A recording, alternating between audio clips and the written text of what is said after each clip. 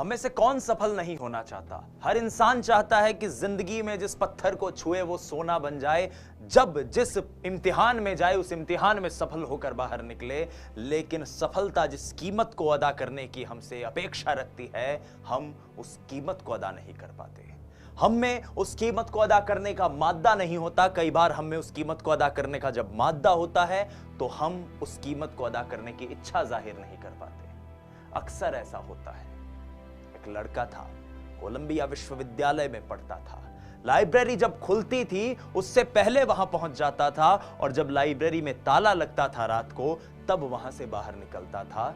एक रोज की बात थी, वो नन्हा सा लड़का लाइब्रेरी में जब लंच का समय हो गया था, सारे विद्यार्थी लंच करने के लिए चले गए थे, वो लड़का वहीं पर बैठा और पढ़ता रहा। पढ़ते पढ़ते उसने अपने बैग से एक ब्रेड का टुकड़ा निकाला और उसे खाने लगा। ध्यान खाने में नहीं था, ध्यान अभी भी उसका पढ़ने में था। उस लड़के को लाइब्रेरियन ने यह कार्य करते हुए देखा। लाइब्रेरियन दौड़ता हुआ आया और चिल्लाया, ये तुम क्या कर रहे हो? तुम्हारे अंदर लाइब्रेरी में बैठने के एटिकेट्स और मैनर्स नहीं है? तुम्हें यह नहीं पता कि लाइब्रेरी में बैठकर खाना नहीं खाया जाता? खाना खाना है तो बाहर जाओ कैंटीन में।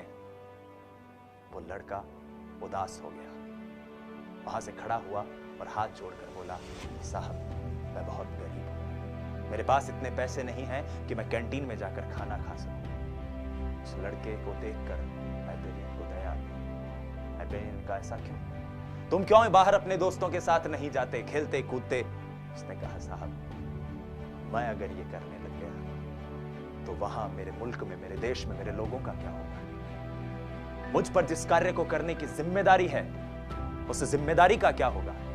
जिस उत्तरदायित्व को लेकर मैं यहां अपने घर से इतनी दूर 7 समुंदर पार यहां पर आया हूं, इस लक्ष्य को हासिल करने के लिए आया हूं, उस लक्ष्य का क्या होगा? उस लाइब्रेरियन ने उसको देखा और कहा, मेरे दोस्त, आज के बाद तुम कैंटीन में मेरे साथ चलोगे और खाना खाओगे। वो बालक कोई और नहीं था। वो साधारण सा दिखने वाला मानव कोई और नहीं था। असाधारण महामानव बाबा साहब अम्बेडकर थे, जिन्हें यह पता था कि मुझ पर कौन सी जिम्मेदारी है, कौन सा उत्तरदायित्व है और मुझे उस उत्तरदायित्व को कैसे निभाना है। सफल होने की चाह हम सब में है, लेकिन हम उस स्तर का प्रयास ही नहीं कर पाते। याद रखिएगा साथियों, इस बात को आत्मसात कर लीजिएगा कि अगर हीरा बनने की ख्वाहिश है तो अपने आप को दबाव झेलने के लिए तैयार करो। अगर सूरज बनने की चाह है तो जलने से कभी भी पीछे मत हटना। अगर स्वर्ग की प्राप्ति की लालसा रखते हो तो मृत्यु का कभी भय मत रखना। पुणे अस्पृश्य सम्मेलन में 11 सितंबर 1938 को वो बालकों को संबोधित करते हुए कहते हैं, बाबा साहब अम्बेडकर ये बात कहते हैं कि जिस पाठ्यक्रम को विदेश में पूरा करने के लिए मैं गया था, उस पढ़ाई को पूरा करने में एक सामान्य विद्यार्थी को 8 साल लग जाते हैं और मैंने मात्र 2 साल 3 महीने की अवधि में उस पाठ्यक्रम को पूरा किया, उसमें उत्तीर्ण हुआ, अव्वल दर्जे से उसमें आगे आया। क्यों? क्योंकि मैं जानता था कि मेरे पास दूसरा मौका नहीं है। इसलिए मैं करीब 20 घंटे प्रतिदिन पढ़ता था। 20 घंटे, 21 घंटे लगातार पढ़ता था।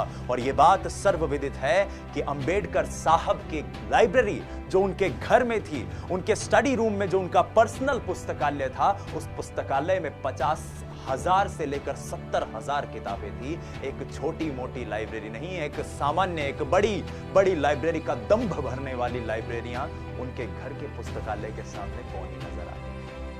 और इसी बात को उन्होंने अपने उस सम्मेलन में भी कहा कि आज भी मैं 18 घंटे लगातार पढ़ता हूं, कार्य करता हूं, जबकि मैं अपने दौर के बाकी युवकों को देखता हूं, युवतियों को देखता हूं तो वो यहीं घूमते फिरते अपना समय बर्बाद कर देते हैं, बैठ जाते हैं, चाय पी लेते हैं, सिगरेट फूंक लेते हैं। मैं जानता हूं कि मैं ये कार्य नहीं कर सकता, इसलिए मेरी एफिशिएंसी आज भी, जब मैं 40 बरस से ऊपर का हूं, तब भी बाकी लोगों से ज्यादा है। इसलिए कहता हूं साथियों कि ये सोशल मीडिया, ये जितने भी डिस्ट्रैक्शंस, ये जितने भी अवरोध हैं, ये हमें अदाकार तो बना सकते हैं। अंबेडकर बनने के लिए किताबों से प्यार करना होगा। अंबेडकर बनने के लिए अपने जुनून की चिंगारी को मशाल में तब्दील करना होगा। अंबेडकर बनने के लिए यह जानना होगा कि हमारे कंधों पर जिम्मेदारी क्या है। आसा है इस दुनिया में मेहनत के दम पर काबिल बनना। अंबेडकर साहब के सम्मान में मैंने यह लिखने की कोशिश की है। आप सभी को सुपुर्द करता हूं कि आसान है इस दुनिया में मेहनत के दम पर काबिल बनना, मुश्किल है ऐसा बनना जिसके जैसा कोई और ना हो। धन्यवाद।